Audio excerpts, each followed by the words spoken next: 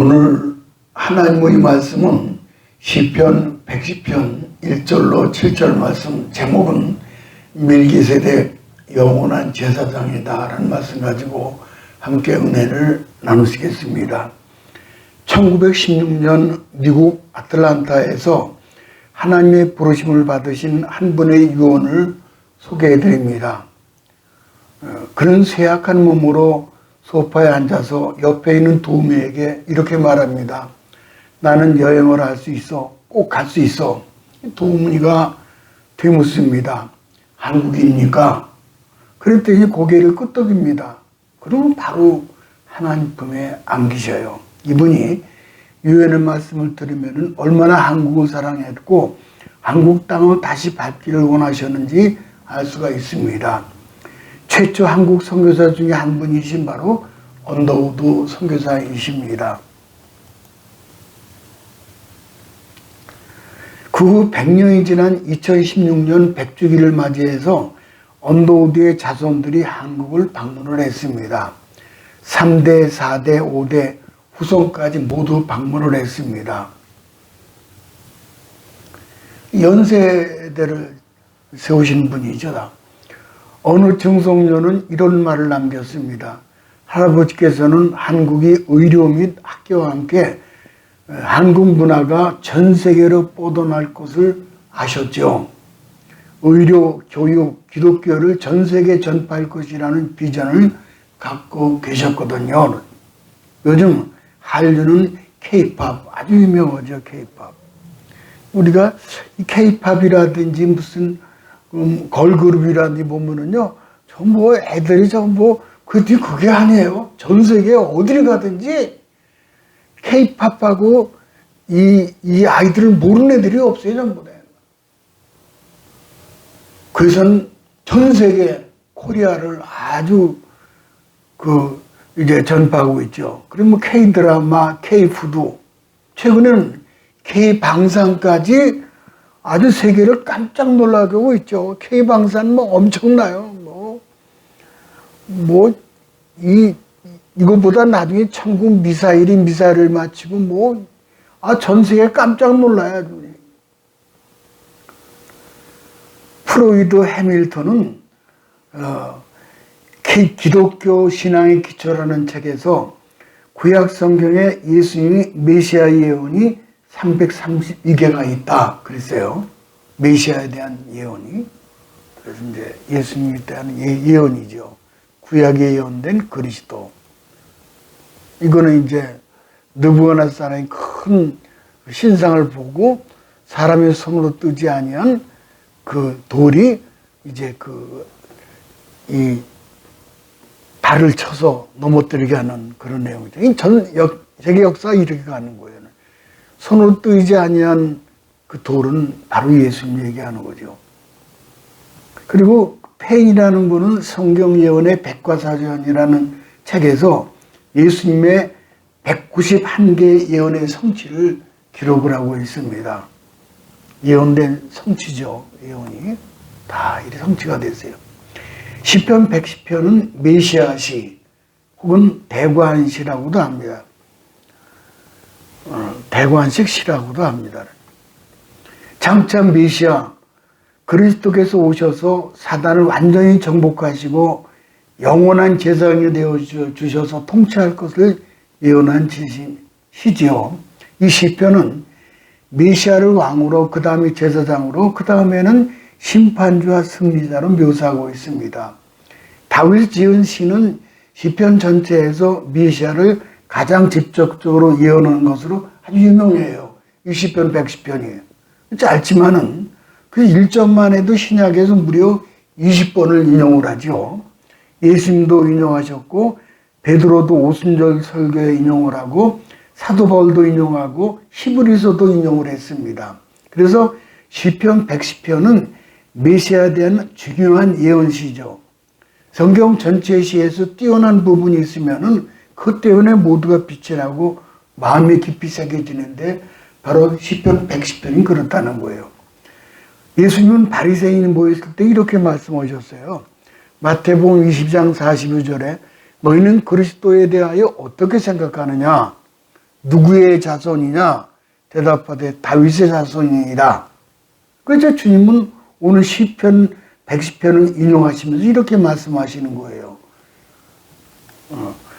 그러면 다윗이 성령에 감동하여 그리스도를 주라 칭하며 주께서 내 주에게 이르시되 내가 내 원수를 내 발 아래 둘 때까지 발등상에 둘 때까지 내 우편에 앉아서라 하셨도다.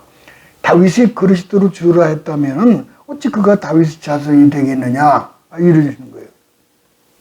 그래서 유대인들이 아무 대답도 못하고 그날 이후 감히 주님께 묻는 자가 없다라고 성경은 말씀합니다.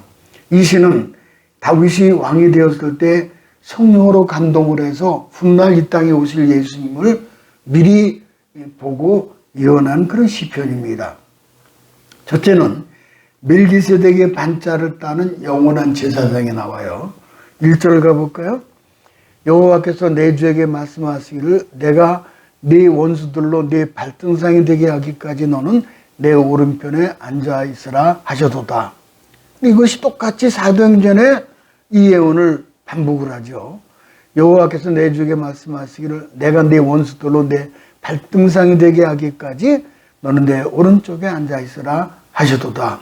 이것은 다윗은 성령의 감동으로 천상의 일을 보고 목격을 하고 기록을 하는 거예요. 주께서 내 주에게 이르시되, 그러니까는 이제 하나님이 예수님에게 하시는 말씀 혹은 예수님이 하나님이 하는 말씀 다 본 거예요. 성부 하나님이 성자 예수님이. 하나님이 예수님에게 말씀하시는 놀라운 영적 사건을 목격하고 이 시를 기록을 한 겁니다. 예수님이 세상에 오셔서 그리스도로서 메시아로서 구원자가 되신 것은 그 예언대로 다 된 거예요.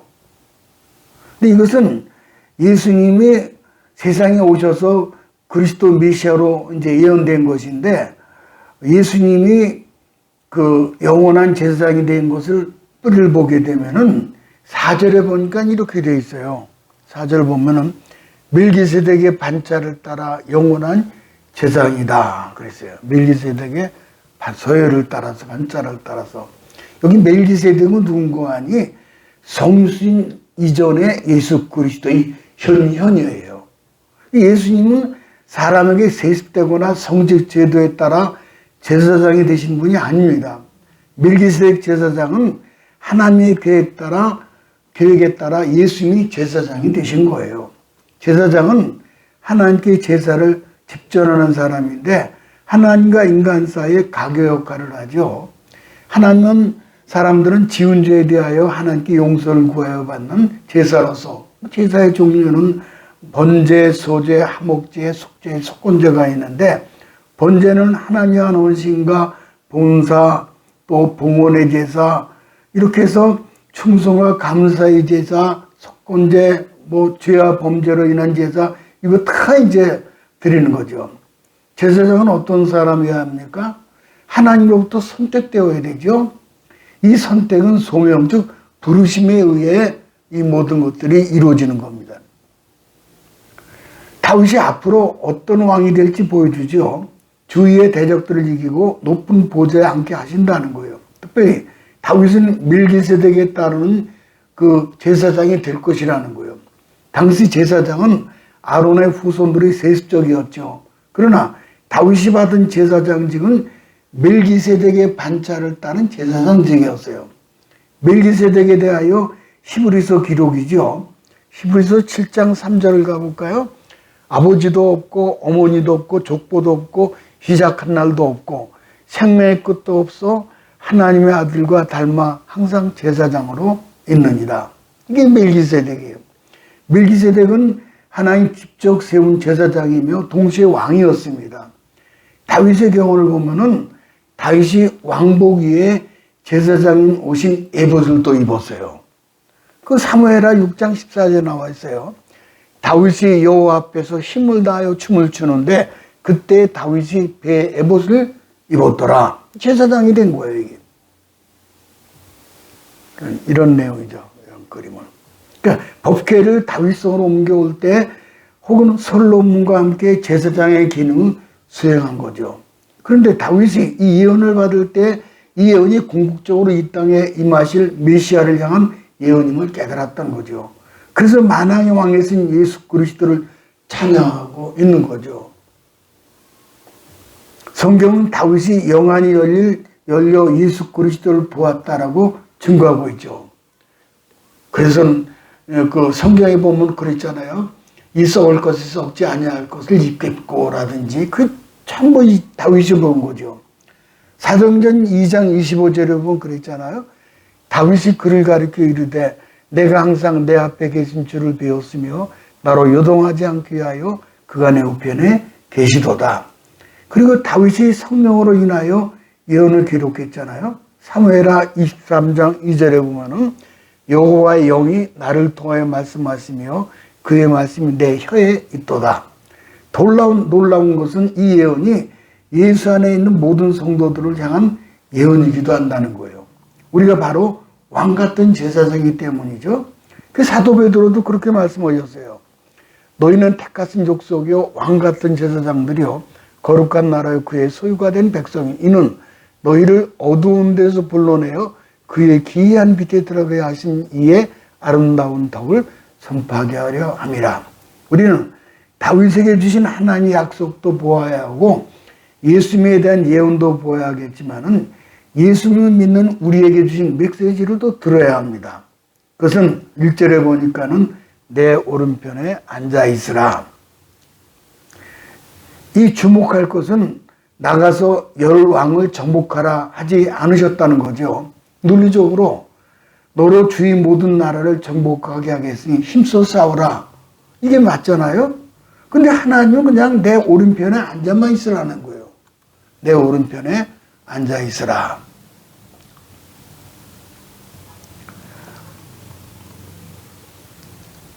이 말은 하나님께서 친히 그 일을 하실 것이라는 거죠. 내가 너희 원수들을 너희 발등상이 되게 하기까지 다윗의 한 일은 하나님을 신뢰하고 하나님 오른쪽에 앉아있기만 하면 되는 거예요. 그 예언이 다 이루어진다는 거예요. 한편 아브라함은 멜기세덱에게 11조를 드리죠. 멜기세덱에게 11조를 드려요. 볼까요? 이렇게요. 모든 소유가 하나님에게서 왔고 아울러 아브라함이 스스로 제사장이 필요한 죄임을 고백한 거죠. 이때 아브라함은 놀라운 체험을 하죠. 돈으로 바꿀 수 없는 체험을 하는데 눈에 눈물이 고인 채 최초로 소득의 11조를 드립니다. 온전히 드리며 멜기세덱의 왕권을 인정해 드리는 거예요. 이때 멜기세덱은 떡과 포도주를 가지고 나와요. 이게 최초의 성찬의 모습이에요. 그러니까 이게 이제 최초의 성찬의 모습인데 멜기세덱은 만나기 전에는 아브라함에게 일방적으로 말씀하셨는데 멜기세덱을 만난 후 하나님은 아브라함과 처음으로 대화를 하시는 것이 창세기 17장 1절이에요.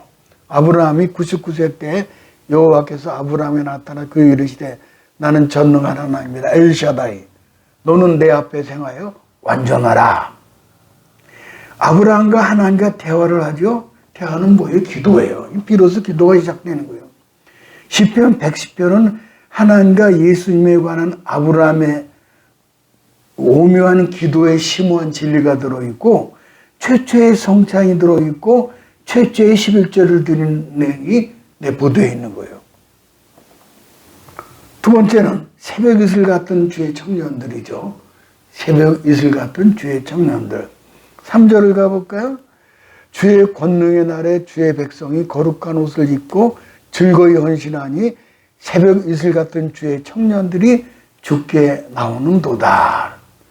주님의 권능의 날에 주의 백성이 거룩한 옷을 입고 즐겁게 헌신한다는 거예요. 특히 눈에 띄는 그룹이 있는데 그것이 새벽 이슬처럼 보이는 주의 청년들이에요. 많은 주경가들은 새벽 이슬 같은 주의 청년을 세상 나이로 구분하지 않고 모든 믿는 자들 안에 있는 나이를 초월하는 모습이라고 해석을 합니다. 어느 분비는 대형마트에 6살 아이가 엄마의 손을 놓쳤어요. 요즘 많이 보면 그러잖아요. 아이는 엄마 부르는 대신에 이름을 부르는 거예요. 유미자! 그 부르는 거예요. 아이는 엄마는 아이를 금방 찾아냈죠. 그 엄마는 이 사람이 많은데 엄마를 불러야지 이름 부르면 어떡하냐? 그랬더니 아이가 하는 말이 여기가 엄마가 얼마나 많은데 엄마 그랬다면 다 돌아다 보잖아요. 이게 새벽이슬 같은 주의 청년이에요. 새벽이슬 때묻지 않은 순수함이죠. 새벽은 하루의 여명을 알리는 사건이며 하루 일과를 시작하는 첫 시간이라는 거예요. 팔레스틴은 무더운 기후와 열풍으로 거칠어지는 대지에 이슬이 식물을 자라게 하죠. 터키 갑바도기아 괴뢰메 지역인데 그 비가 오지 않지만은 아주 작고 검은 달콤한 땅포도가 있는데 순전히 이슬로만 자라기 참 신비롭습니다. 그래서 제가 벌써 다녀온 지 오래됐지만은 그때 요거 사가져왔어요. 그때 우리 교인들 다 나눠줬는데 조그만 게 땅포도예요. 이 괴뢰메 지역의 갑바도기아에 비가 안 와요. 근데 그 뭐가 이게 이 포도를 맺히게 하는 거 아니? 새벽에 이슬이 맺힌다는 거예요. 이슬로 농사 짓는 거예요, 이게. 신기하죠? 또 특별히 여기 주의 권능의 날이라는 말이 나왔죠. 권능의 날에서 영어 성경 RSV는 당신의 군대를 인도해낼 때로, 그리고 NIV는 당신의 전투의 날에 등으로 번역을 했죠. 그래서 권능은 시브리어가 하할, 힘, 권력, 군대로 이걸 다 맞추게 되면은 하나님의 청년들이 하나님의 군대가 된다 그런 뜻이에요. 참 신기하죠. 2절에 보니까는 여호와께서 시온에서부터 주의 권능의 홀을 지팡이죠. 내어 보내시리니 주는 원수 중에서 다스리소서. 권능의 홀이라는 것은 메시아의 권세로 권능을 상징하며 곧 결국 그 본문은 메시아의 권세와 권능은 여호와께로부터 직접 수여된 것을 나타내 주죠.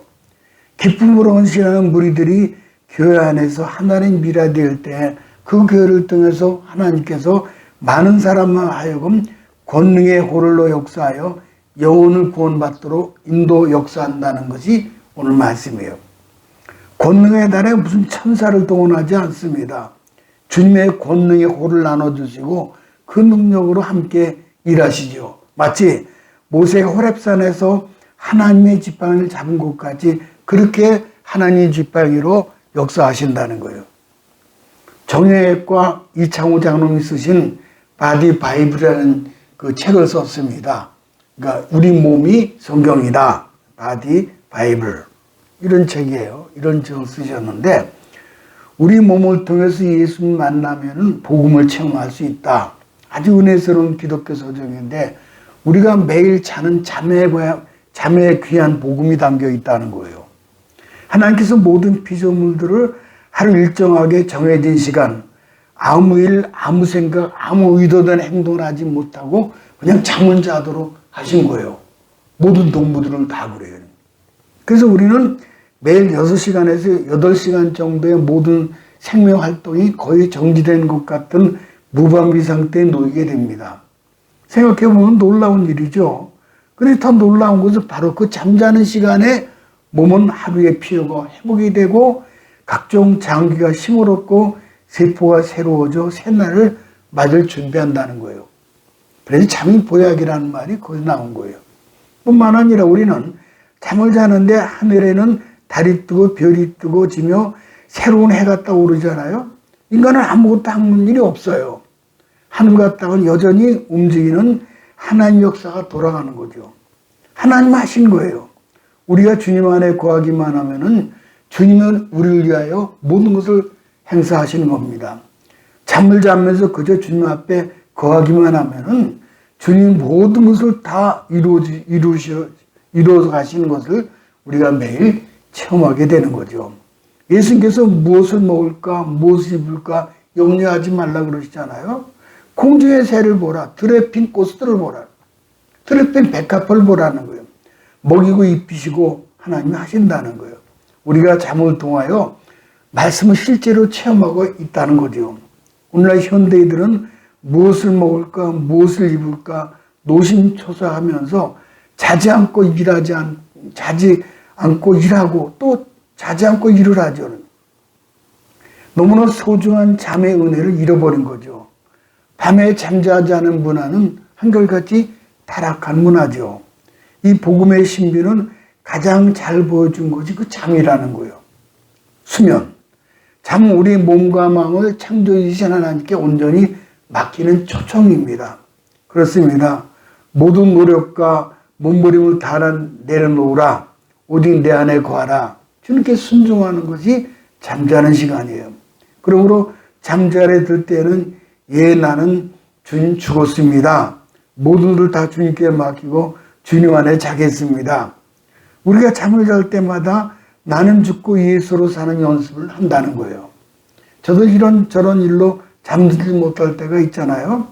그래 나는 죽었습니다라고 고백합니다. 잠을 잘 자야 다음날 하루를 힘있게 살아가듯이 주님 안에서 죽은 자가 부활의 주님의 능력으로 살게 되는 것이 잠입니다.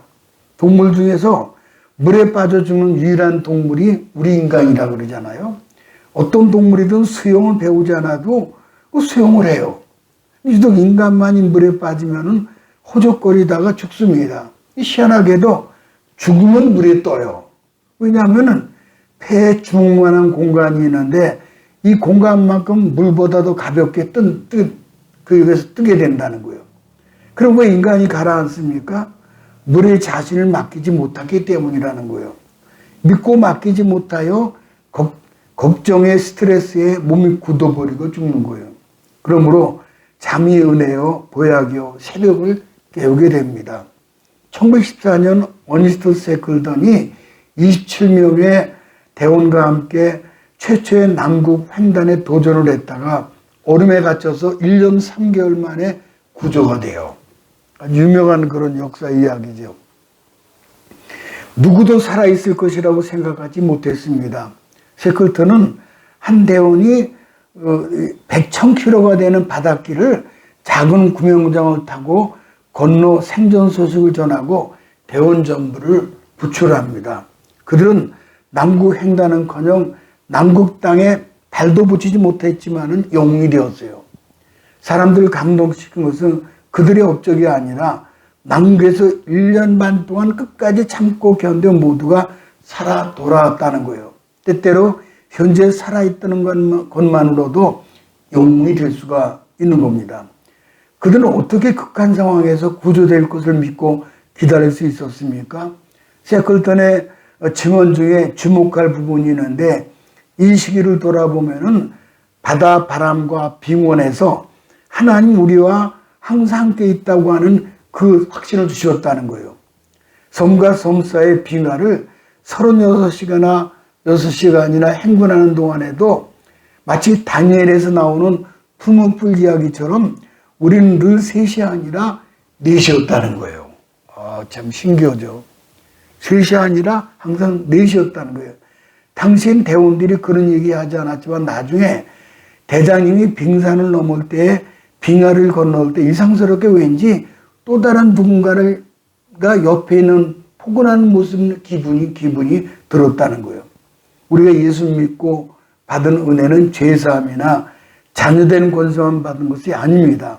주님과 동행하며 항상 주님 안에 거하며 보호를 받게 됩니다. 시편 37편 5절 7절에 보니까 이랬어요. 너의 길을 여호와께 맡기라. 저를 의지하면 저가 이루시고 내 의를 빛같이 나타내시며. 아이들이 너무 더디게 자란 것 같으면은 같이 언제 애들이 다 클까 하고 조급해합니다. 그러나 어느 순간 우리 어린 자녀들이 훌쩍 자라 있음을 봅니다. 이제는 자녀를 따라가기조차 힘이 들 정도입니다. 하나님 역사도 마찬가지죠. 하나님께서 아무런 권능을 하지 않으신 것 같다는데 시간 지나고 나니까는 돌아보면은 하나님의 권능으로 역사하신 것을 깨달게 된다는 거예요. 하나님께서 얼마나 빠르신지 우리가 충격을 받죠. 마지막 세 번째 하나님께서 열왕을 심판하신다 그랬어요. 5, 6절 가볼까요? 주의 오른쪽에 계신 주께서 그의 노하시는 날에 왕들을 쳐서 깨뜨리실 것이라. 나라를 심판하여 희채로 가득하게 하시고 여러 나라의 머리를 쳐서 깨뜨리시며 그랬어요. 다윗이 전쟁 때 가지만은 실제로 이기게 하신 분은 하나님이라는 말씀이에요. 예수 그리스도 안에서 우리에게 주시는 하나님의 약속은 너무 놀랍습니다. 염려하지 마라, 두려워하지 말라, 기뻐하고 감사하라, 강하고 담대하라. 문제는 주님을 정말 믿고 주님 안에 거할 수 있냐 하는 것이죠. 주 안에 거하는 믿음은 결코 작거나 무기력한 것이 아닙니다. 시편 23편은 개인 기도죠. 반면 오늘 110편은 공동체의 기도입니다. 개인의 기도는 그가 나를 푸른 초장에 누이시며 쉴만한 물가로 인도하신다라고 이어지죠. 반면 공동체의 기도는 주는 원수들 중에서 우리를 다스리소서 그랬어요. 마지막 공동체의 기도에 놀라운 장면이 나오죠. 마지막 7절이죠. 가볼까요? 7절에 보면 길가의 시냇물을 마심으로 그의 머리를 드시리로다. 이 말씀은 원수들을 추격하되 한 명도 놓치지 않고 철저히 파하기 위해서 시냇물에 잠깐 목을 축이는 그런 모습이라는 거예요. 그리고 곧장 적진을 향해 달려가는 모습이죠. 이거는 마치 기도원 용사들을 뽑을 때 시냇물을 마시게 하잖아요. 그래서 한 부류는 물을 끓고 마시고 한 부류는 물을 끓지 않고 사방을 경계하면서 물을 손으로 떠서 마십니다. 후자가 바로 그 유명한 기도원 용사 300명이 되는 거예요. 적들을 완전히 격퇴하고자 하는 임전무태의 모습이죠. 이것은 다윗이 주님으로서 멜기세덱이시며 믿음의 선배들의 주님이시고 바로 우리의 주님이 되시죠. 섬김의 왕이시고 섬김의 제사장이 되시는 주님께서 십자가로 승리하신 후 시냇물을 마신 후 머리를 드십니다. 머리를 든다는 것은 이긴 자의 당당함입니다. 이 놀라운 시편은 이스라엘 민족과 우리 민족의 믿음의 선배들을 늘 앞으로 전진하도록 그렇게 역사하시는 거죠. 주님은 힘차게 새벽이슬 같은 청년을 끌고 천국 건설을 향해서 지금도 역사의 한복판을 달려갔습니다. 제 아무리 사단이 중국과 러시아, 북한의 김정은을 충동한다 할지라도 이것들이요. 충동한다 할지라도 호시탐탐 남쪽을 넘보지만은 그 열왕들을 지시는 분은 바로 왕중왕 바로 예수님이시죠. 시진핑아 까불지 말아라. 푸틴아 까불지 마라. 김정은아 까불지 말아라. 그 만왕의 왕 대신 우리 예수님이 이기게 하셔요. 승리는 우리의 공동체의 기도죠. 시편 110편은 짧지만 이렇게 큰 승리를 우리에게 약속하죠. 어린 왕자의 저자 생텍쥐페리가 다음과 같은 말을 했습니다. 사랑한다는 것은 두 사람이 서로 마주보는 것이 아니고 두 사람이 함께 같은 방향을 바라보는 것이다. 참 의미심장해요. 우리가 시냇물을 생수를 마시고 머리를 들며 주민을 볼 때 우리는 저절로 같은 방향을 바라보게 되는 거죠. 작금의 세상을 보면은 밖으로는 지구촌 곳곳에 크고 작은 전쟁에 휩쓸려 있습니다. 또 안으로는 총선을 앞두고 공산주의 좌익과 각종 민생과 전쟁을 치르고 있잖아요. 지금도 의료 파업 보세요. 얼마나 기가 막혀요. 그러나 새벽 이슬 같은 대한민국은 반드시 최후 승리자가 될 것입니다. 이슬이 어떤 장소에 많이 내리는지를 아십니까? 이슬이 어느 장소에 내리는 거예요? 산꼭대기입니까? 깊은 골짜기입니까? 산꼭대기는 별로 이슬이 안 내립니다. 깊은 산골짜기에 가보면은 거기에 그 산꼭대기보다 훨씬 이슬이 많이 내려요. 아마 신령한 은혜도 이와 비슷할 겁니다. 만일 작금의 상황이 이런저런 이유로 마치 사망이 음침한 골짜기를 지난 것 같다면은 이슬이 내리고 있다는 증거입니다. 작자 미상의 아침 이슬입니다. 아이야, 사랑하는 마음에 태양을 받아들여 습한 땅에다 사랑을 일대시키는 미소한 이슬방울이 되어라. 그렇습니다. 고난과 눈물 골짜기는 마침내 이슬방울로 인해 생명을 탄생시키고 빛을 발하게 합니다. 그래서 새벽 이슬 같은 청년이 되는 것입니다. 모쪼록 권능으로 세상을 정복하는 멜기세덱의 제사장의 판차를 따르는 왕 같은 제사장이 다 되시기를 주님의 이름으로 축복합니다.